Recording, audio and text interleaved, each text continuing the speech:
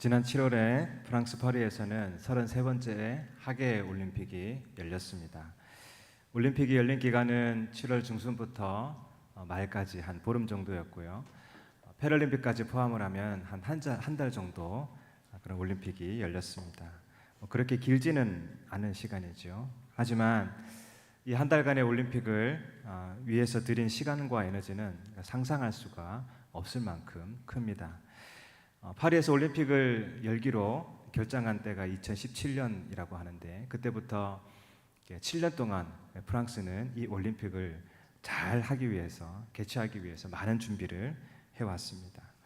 엄청난 돈을 쏟아부어서 경기장을 만들었고, 또 수많은 사람들이 헌신해서 여러 가지 프로그램들을 만들었습니다. 한편의 영화나 또 드라마 아니면 예능을 만드는 것도 마찬가지입니다. 짧으면 1시간이고요. 길면 여러 시간 정도의 그 영상을 만들기 위해서 몇 년 동안 준비를 합니다. 그 준비가 끝나면 전국을 다니거나 아니면 전 세계를 다니면서 촬영을 하죠.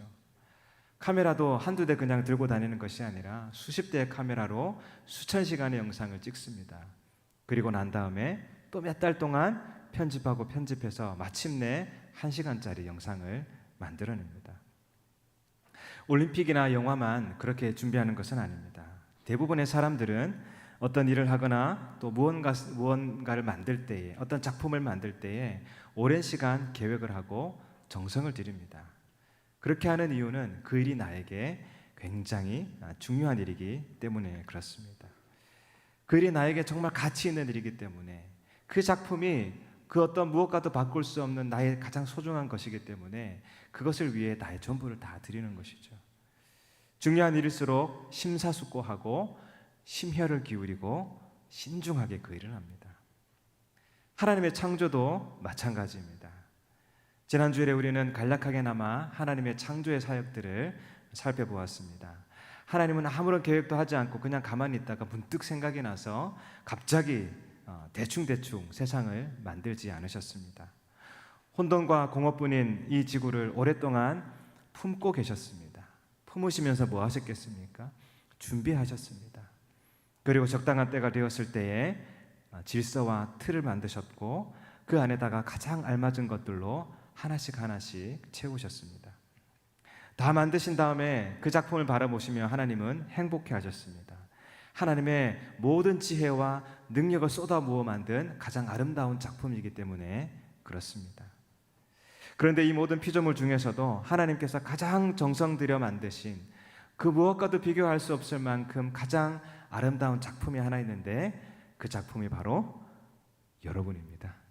사람을 그렇게 만드셨다는 것이죠. 1절을 보면 하나님께서 다른 피조물들을 만드실 때는 하나님이 이르시되 있어라 하시니 그렇게 만들어졌습니다.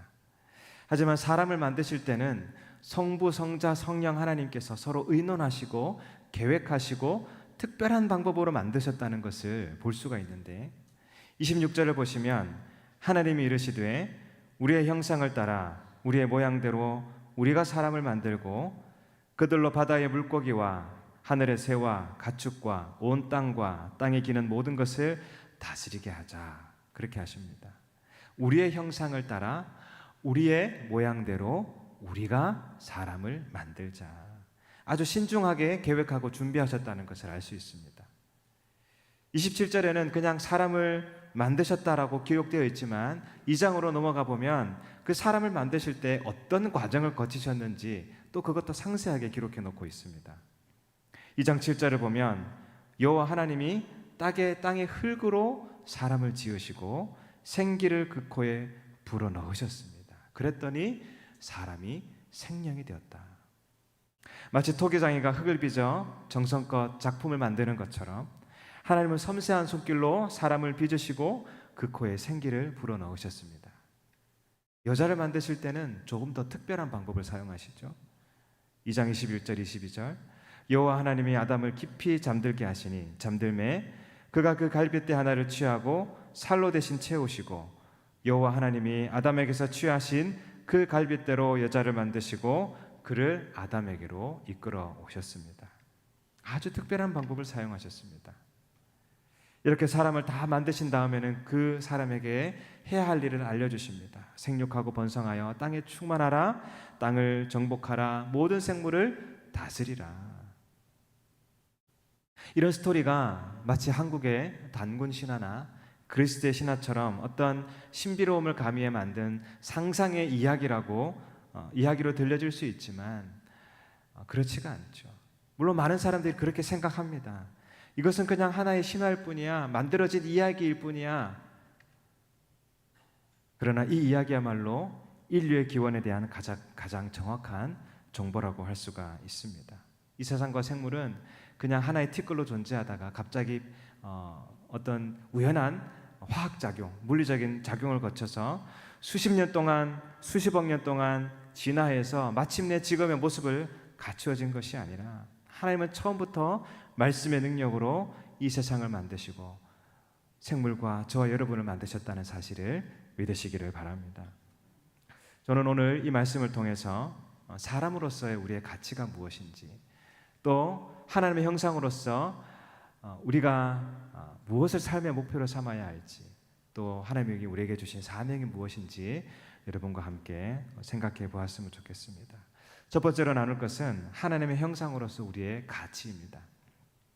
우리 27절 말씀 다시 한 목소리로 읽어보겠습니다.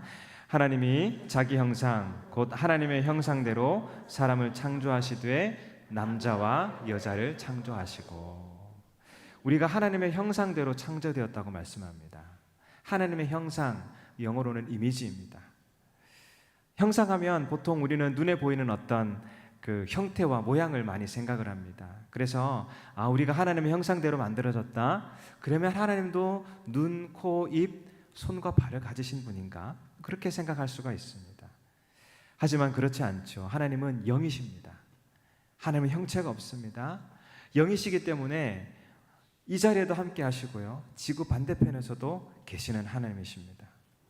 우리에게 무언가를 보여주시고 가르쳐 주시기 위해서 하나님께서 어떤 물리적인 형태나 모양으로 자신을 잠시나마 보여주실 수는 있지만 실제로 우리가 하나님은 이렇게 생긴 분이다 라고 생각해서는 안 되는 것이죠.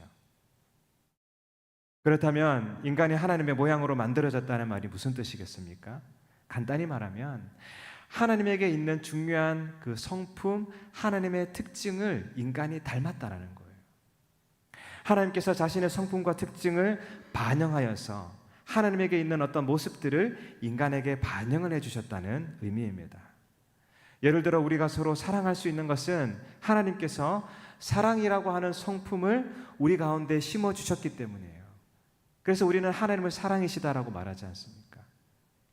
그 사랑의 성품이 우리 안에 심겨진 것입니다. 하나님의 형상을 닮은 거예요. 그리고 하나님이 중요한 특징 하나를 또 하나 주셨는데, 그것은 하나님이 온 세상을 다스리는 그 존귀하신 왕이라고 하는 분이라는 사실입니다.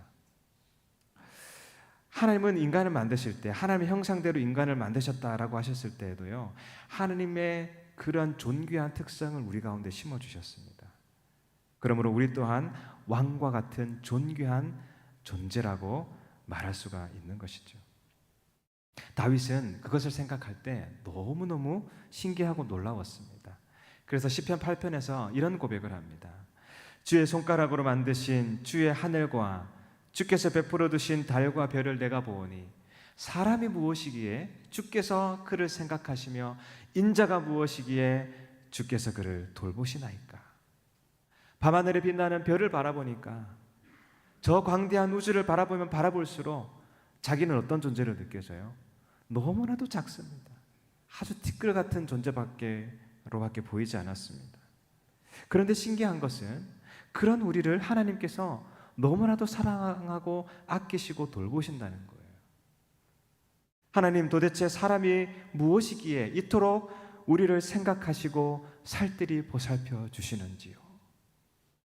그러면서 5절 6절에서 고백합니다.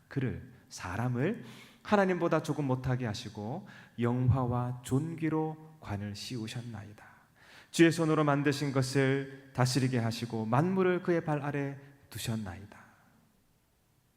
비록 우리가 하나님과 같은 존재는 아니지만 하나님은 우리에게 영광과 존귀의 상징인 왕관을 우리에게 씌워 주셨습니다. 그리고 만물을 다스릴 수 있는 권한을 주셨습니다. 그냥 작은 티끌밖에 되지 않는 것 같습니다.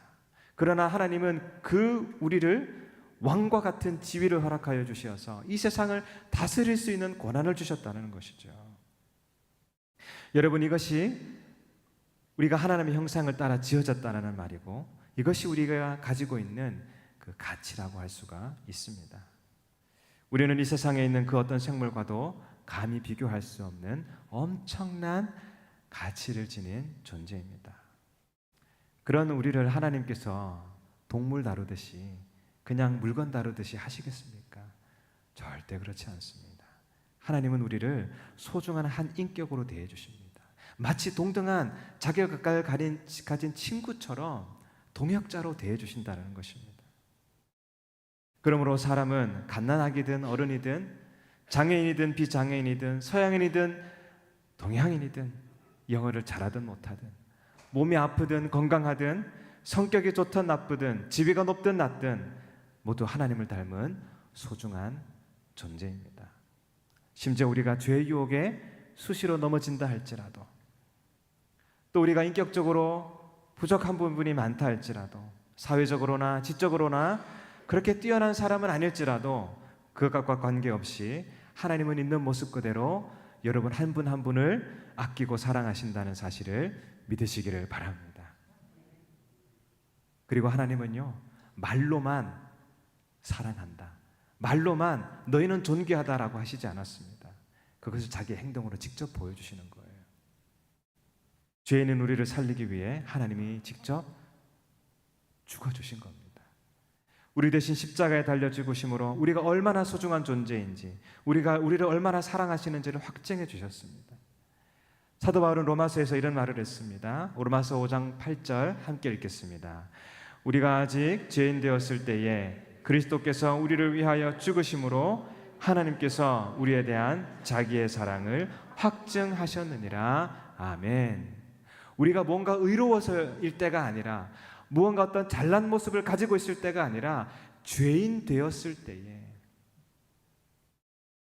그때부터 이미 우리를 너무나도 사랑하셔서, 죄인이지만 우리가 하나님의 형상을 닮은 존재이기 때문에 우리 대신 죽어주심으로 우리를 살려주셨습니다. 내가 이만큼 너희를 사랑한다 보여주신 거예요. 특별한 몇 사람만 사랑하신 것이 아닙니다. 디모데전서 2장 4절을 보니까 하나님은 모든 사람이 구원을 받으며 진리를 아는 데 이르기를 원하신다고 말씀하고 있습니다. 하나님께서 모든 사람을 사랑하신다, 모든 사람을 위해 자기의 생명을 내어놓으셨다는 말입니다. 왜냐하면 모든 사람이 하나님의 형상을 따라 지음받았기 때문입니다. 하나님은 사람을 차별하지 않습니다. 우리가 이 교회 밖에 나가면요, 밖에 나가 살아가다 보면 이런저런 차별을 경험할 때가 있어요. 예를 들어 세상 사람들은 많은 경우 한 사람을 평가할 때 지적인 능력으로 평가를 하고요, 아니면 그 돈으로, 연봉으로 평가를 하기도 합니다. 연봉이 얼마나 있느냐에 따라서 그 사람을 보는 눈이 달라져요. 스포츠 선수들을 보십시오. 그들의 가진 능력을 돈의 가치로 매깁니다. 우리가 충분히 그럴 수밖에 없다라는 것을 이해할 수 있지만, 자칫 잘못하면요, 저 사람은 $10,000,000의 가치를 가진 사람, 나는 그냥 별것 아닌 사람, 이렇게 느껴질 수가 있습니다. 여러분, 우리는 얼마짜리일까요? 여러분은 얼마짜리이십니까? 여러분, 우리는요, 예수님짜리예요. 어떤 것과도 비교할 수 없는 세상에서 가장 존귀한 존재입니다. 우리 가슴에 손을 한번 얹고 한번 따라해 보십시오. 나는 예수님짜리입니다. 아멘. 그러면요, 옆에 있는 사람도 뭐예요? 예수님짜리예요. 우리 옆에 있는 분에게 말씀해 보십시오. 당신도 예수님짜리이십니다. 그러므로 여러분, 세상의 기준으로 자신을 평가하지 마시고 하나님의 눈으로 여러분 자신을 바라보시기를 바랍니다. 우리는 하나님께서 택하신 족속이요 거룩한 그분의 백성입니다. 너무너무 소중해요. 그러니 자신을 더 많이 사랑하시고 아껴주셨으면 좋겠어요. 요즘에 얼마나 그 자존감이 많이 떨어지는 그런 사람들이 많이 있습니까?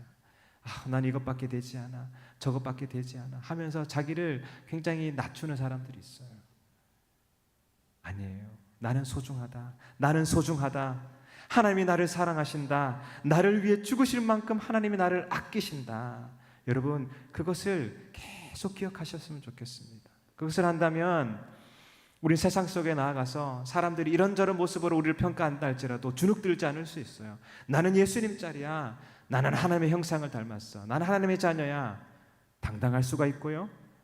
뿐만 아니라 어떤 사람들을 만나든지 간에 하나님의 형상으로서 우리는 귀하게 여겨줄 수가 있는 것이죠.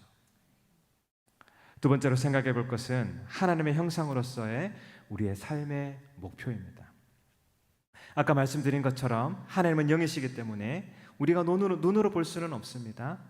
그러나 하나님을 눈으로 보고 손으로 만져볼 수 있게 된 때가 있었어요. 그때가 언제냐면 예수님이 육신으로 이 땅에 오셨을 때입니다.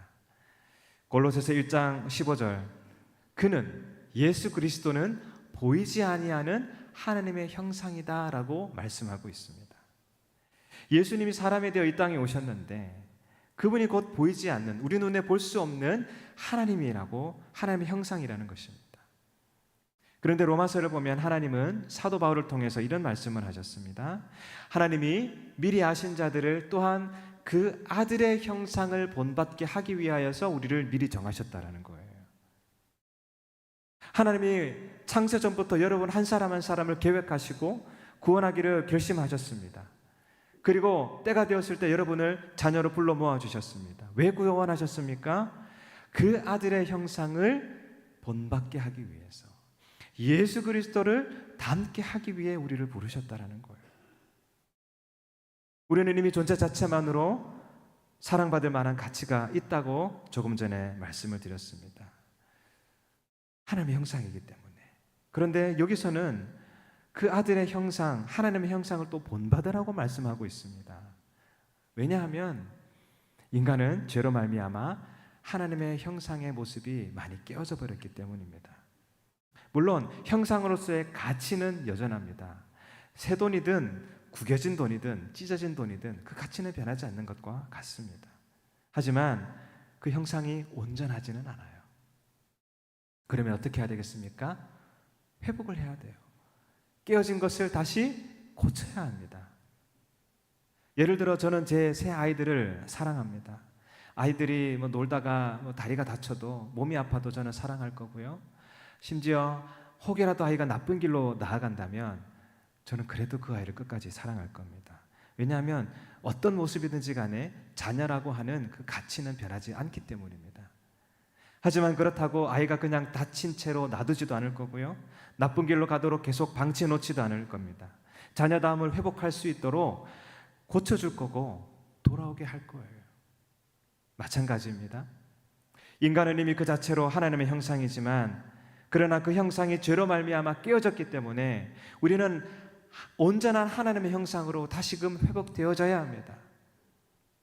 그 시작점이 어디냐? 예수님의 십자가라는 거예요.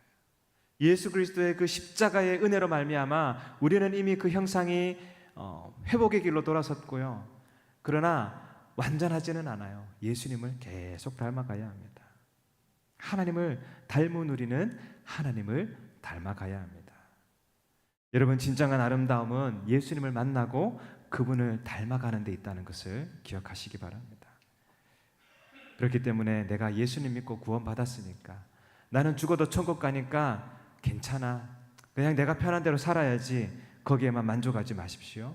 그것만으로 충분하지 않습니다. 우리는 매일매일 예수님을 닮아가야 돼요. 자라가야 합니다. 우리가 다시 태어나지 않았습니까? 아이가 태어나면 응애응애 평생 아기로만 살 수 없는 것처럼, 우리가 거듭났다면, 본어게인했다면 그냥 어린아이의 모습으로만 살아가는 것이 아니라 예수님을 닮아가야 됩니다. 계속해서 성숙해 가야 된다는 것이죠. 여러분, 이것이 우리가 살아가는 가장 큰 이유입니다. 누군가 여러분에게 당신의 인생의 목표는 무엇입니까? 라고 묻는다면 예수님을 닮는 것이 제 인생의 가장 큰 목표입니다라고 말할 수 있으면 좋겠습니다. 여러분, 제 인생의 가장 큰 중요한 목표가 무엇인지 아십니까? 저는 좋은 목사 되는 거 아니에요. 건강하게 오래오래 사는 것도 아니고요. 돈을 많이 버는 것도 아닙니다. 어제보다 오늘 더 예수님을 닮아가는 게 제 인생의 목표입니다.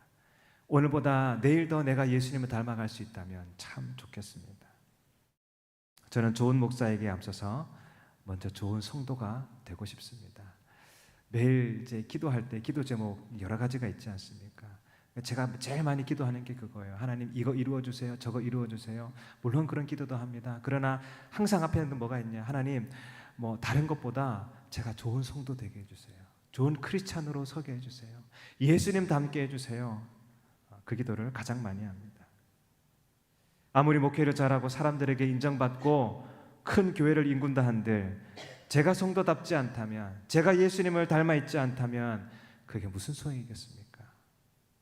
하나님, 우리가 하나님을 닮아갈 때 가장 기뻐하시고 행복해 하십니다. 돈 많이 벌 때 기뻐하시느냐? 아니에요. 예수님을 닮아가면 너무너무 기뻐하시는 거예요. 사랑하는 성도 여러분, 예수님 닮는 것, 그리스도인으로 날마다 성장해 가는 것을 내 인생의 가장 큰 목표로 삼으시기를 바랍니다. 마지막으로 하나님의 형상으로서의 우리의 사명입니다. 하나님은 당신의 형상을 따라 사람을 만드신 다음 자신의 권한을 우리 사람에게 위임해 주셨습니다. 28절 한번 같이 다시 읽겠습니다. 시작.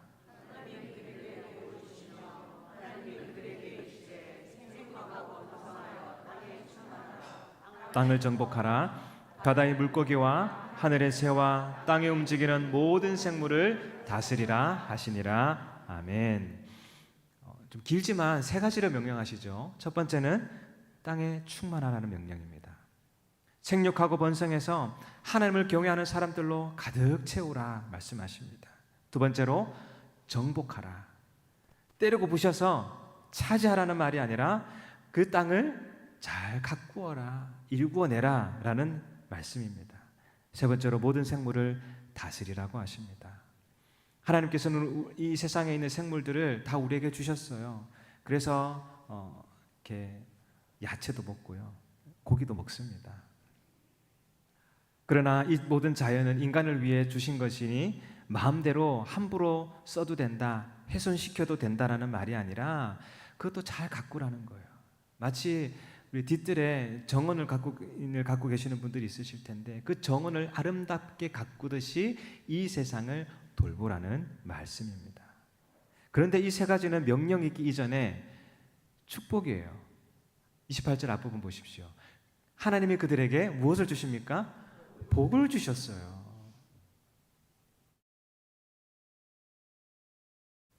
우리가 가진 소명은, 이 일은 하나님의 축복이라는 것입니다. 하나님이 만드신 세상에 살면서 일하고 가꾸고 돌보는 것은 귀찮고 힘든 숙제가 아닙니다. 하나님의 은혜입니다. 복이에요. 만약 큰 회사의 사장님이 그 가운데 일하고 있는 직원을 한 사람을 불러가지고, 자, 당신이 지금부터 이 회사 전체를 돌보는 오너의 역할을 하십시오 라고 하는 권한을 준다면 엄청 부담되겠죠. 막 잠도 못 잘 수도 있습니다. 내가 어떻게 그 일을 할 수 있지? 그러나 한편으로는 기분이 어떨까요? 좋아요. 왜냐하면 사장이 자기의 능력을 인정해 줬기 때문이에요. 그리고 사장으로서의 어떤 그 권한을, 지위를 줬기 때문에 내가 정말 보통 일을 맡은 게 아니구나, 그 자부심을 가질 수가 있습니다. 영광이에요, 자기에게는. 제가 초등학생일 때 담임 선생님이 학생들 몇 명을 추려서 본인이 하셔야 될 일들을 아이들에게 가끔씩 맡기신 적이 있습니다. 아마 경험하신 분도 있을지 모르겠는데, 학교가 다 끝나면 이제 아이들 몇 사람을 불러 모아요. 아무나 다 오라고 하지 않고요, 신뢰할 수 있을 만한 아이들 몇 사람을 이렇게 추립니다. 잠깐 남아라고 한 다음에 유리창 닦아, 청소해, 뭐 이런 일 시키지 않고요, 선생님이 하셔야 할 일들을 아이들에게 좀 위임을 해주세요. 예를 들어서 시험지를 채점을 한다든지, 아니면 서류들을 좀 정리한다든지, 아니면 은행에 가서 돈을 좀 입금을 하라고 한다든지, 그런 일들을 맡기신 적이 있습니다. 한 번은 선생님이 저도 나무라고 하시더라고요. 그리고 다른 아이들에게는 뭐 시험지 채점에 뭘 시킨다신 다음에 저에게는 돈과 통장을 딱 쥐어주시면서 성은아, 너 저 길 건너편에 있는 은행에 가서 이 돈을 입금하고 와라. 그 일을 시키시는 거예요. 말로는 네 알겠습니다 하고 은행까지 갔는데요, 얼마나 막 부담이 되고, 한 번도 은행 가서 제가 일을 해본 적이 없거든요. 땀을 삐질삐질 흘리면서 그냥 한 기퉁에 서서 안절부절 못하고 서 있으니까 직원이 와가지고 얘야 뭐 하러 왔어? 내가 도와줄까? 그러더라고요. 이리 와 하면서 저에게 이제 그 은행 업무를 도와주고 돈을 잘 입금을 하게 되었습니다. 제 딴에는 굉장히 속상했습니다. 이런 일, 간단한 일 하나도 제대로 하지 못하는 나 자신이 너무 속상하고 부끄러워서 고개를 푹 숙이고 그냥 교실로 돌아왔습니다. 그리고 선생님으로부터 너 왜 이렇게 오래 걸렸어? 돈은 제대로 입금했니? 혹시 떼먹진 않았니? 아니면 그만한 일도 못해서 어떡하겠니? 라고 저에게 핀잔을 주시지 않았어요. 오히려 엄청나게 칭찬해 주시더라고요. 야, 성은아, 그 쉽지 않은 일 네가 해냈구나. 알고 보니까 저를 좀 트레이닝 시키신 것 같아요. 근데 그 반에 있던 아이들까지 야, 너가 어떻게 그 일을 할 수가 있어? 하면서 저를 막 칭찬을 해주는데, 와, 그때 받았던 그 기쁨과 자부심은요, 제가 아직도 잊을 수가 없습니다. 책임은 컸고 저에게 그 일은 너무나도 버거웠지만 존경하는 선생님이 그 중요한 일을 나에게 맡겨주셨다는 그 자부심에 얼마나 기뻤는지 몰라요. 여러분, 하나님은요, 우리에게 그런 특별한 사명을 맡겨주셨습니다. 하나님은 여러분을 부모로 보내셨고요, 전업주부로, 직장인으로, 사업체를 운영하는 사장으로, 공부하는 학생으로, 청소부로, 캐셔로, 드라이버로 부르셨습니다. 그리고 그것을 아름답게 경작하고 돌보라고 하는 사명, 그것에 충만한 하나님의 나라를 이루라고 하는 사명을 우리에게 맡겨주셨습니다. 하지만 솔직히 힘듭니다. 힘들잖아요. 어떻게 매일 삼시세끼 음식을 하고 설거지를 합니까? 보통 힘든 일이 아니에요. 빨래하고 설거지하고 똑같은 일을 반복하고 아이들 돌보고 계산하고 손님들을 대하고 책과 씨름하고 트래픽에 걸려도 열심히 운전하고, 어떻게 보면 그 일들이 너무나도 지루하고 의미 없어 보일 수가 있습니다. 하지만 그 일은 하나님의 권한을 위임받은 고귀한 소명이요 축복이라는 것을 여러분 기억하시기 바랍니다. 우리는 별것 아닌 일을 하는 사람이 아닙니다. 세상을 다스리고 정복하고 새롭게 하는 왕으로서의 그 권한을 위임받아 서 있는 사람들입니다. 제가 인상 깊게 읽은 책 중에 생계를 넘어 소명이라고 하는 제목을 가진 책이 있습니다. 그 책 속에서 저자가 이런 말을 했습니다. 남들이 부러워할 만한 연봉을 받는 높은 직에 있다 해도 그 직으로 누군가를 밟으며 부귀를 쌓으려 하고 그리스도를 향한 참 소명이 없다면 그 직은 천한 것입니다. 그러나 부러워할 만한 직은 아닐지라도, 행여나 누군가에게는 천한 직으로 보인다 할지라도 소명감으로 뭉쳐 있다면 하나님의 강력한 지지를 받을 것입니다. 소명감으로 그 일을 하잖아요. 그러면 하나님께서 너 그 일 잘하고 있어, 칭찬해 주신다는 거예요. 존 칼빈도 기독교 강요에서 비슷한 말을 했습니다.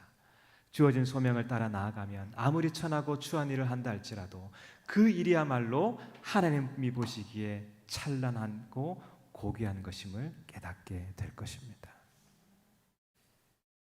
우리가 서 있는 그 자리를 하나님의 특별한 부르심의 자리, 축복의 자리로 바라볼 수 있는 눈이 열리시기를 바랍니다.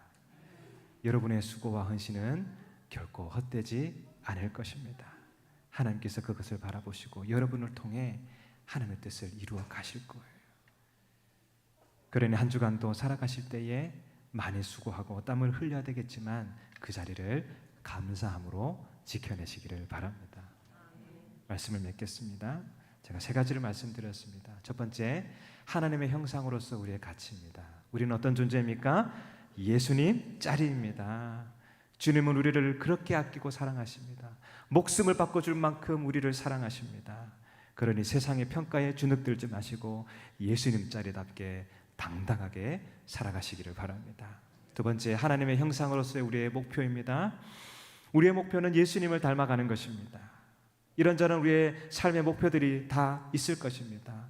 좋은 목표입니다. 여러분 그것을 위해 열심히 사시기를 바랍니다. 그러나 예수님을 닮아가는 것, 하나님의 형상을 회복해 가는 것, 성숙해 가는 것보다 다른 것이 우선되지 않게 하시기를 바랍니다. 매일매일 기도하시면서 주님, 오늘도 주님 닮기를 원합니다. 오늘도 나를 빚어주옵소서. 우리가 얼마나 모나고 연약한 존재입니까? 하나님께서 깎아주셔야 돼요. 다듬어 주셔야만 합니다. 세 번째, 하나님의 형상으로서 우리의 사명입니다. 하나님은 이 세상을 다스리고 돌볼 수 있는 그 왕으로서의 권한을 주셨습니다. 나 힘드니까 귀찮으니까 이제 너네가 일해 하면서 그냥 또 맡기듯이 숙제 맡기시듯 그렇게 한 게 아니에요. 하나님만이 하실 수 있는 그 놀라운 일을 우리에게 맡겨주셨다는 겁니다. 충만하고 정복하고 다스림으로 그 자리에 하나님이 기뻐하시는 나라를 이루어갈 수 있는 우리 중앙교회 성도님들 되시기를 주님의 이름으로 축복합니다. 아멘. 우리 다 같이 찬송가 63장 주신 말씀